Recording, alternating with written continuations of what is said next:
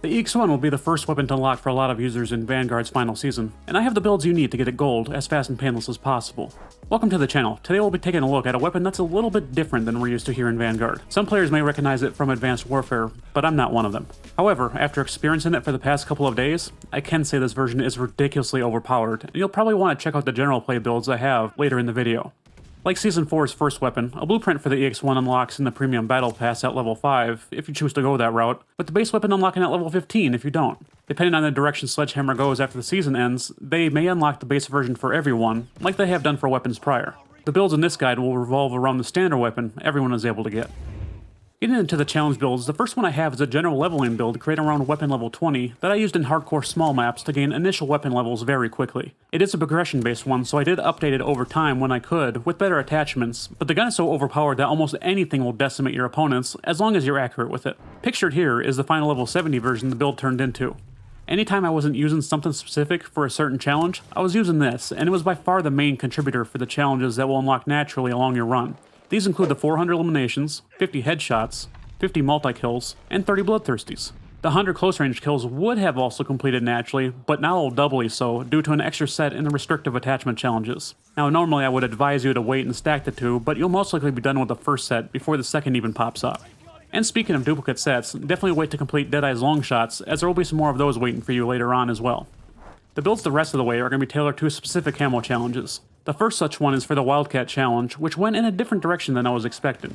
Instead of having to get kills with all attachment slots filled, as per usual with weapons in the assault rifle category, you have to get 100 hipfire kills. There are a few attachments that allow the EX1 to be more SMG-ish, and that's the route we'll be taking here. Gung-Ho isn't available this time around, so we're going to have to drop that sprint to fire time as low as we can while maintaining hipfire accuracy. I also added some range to the build to balance out the short barrel, just in case you're forced to face off against someone in the mid-range. Running automatic tactical sprint always made hipfiring a little awkward for me, so be sure to switch that off if you feel like it's affecting you too much. Survivalist comes next to start off the challenges with the restrictive attachments, and this one has you get 100 close range kills with the DIM, uproot short barrel, remove stock, and quantum high voltage battery. If you have any hipfire kills left to get by the time this challenge rolls around, this build will also work pretty decently, but just not as good in my opinion. I threw in the Carver foregrip to balance out the accuracy loss of the removed stock, and definitely be sure to throw on sleight of hand here, as the charge capacity is reduced pretty significantly, which will potentially force you to reload in some less than desirable circumstances. Other than that, this challenge was pretty much a cakewalk. Continuing on our challenge list is Mind Games, which requires 100 ADS kills with the PWN Beam Condenser Barrel, AC Steady MAS stock, and the G16 2.5X optic equipped.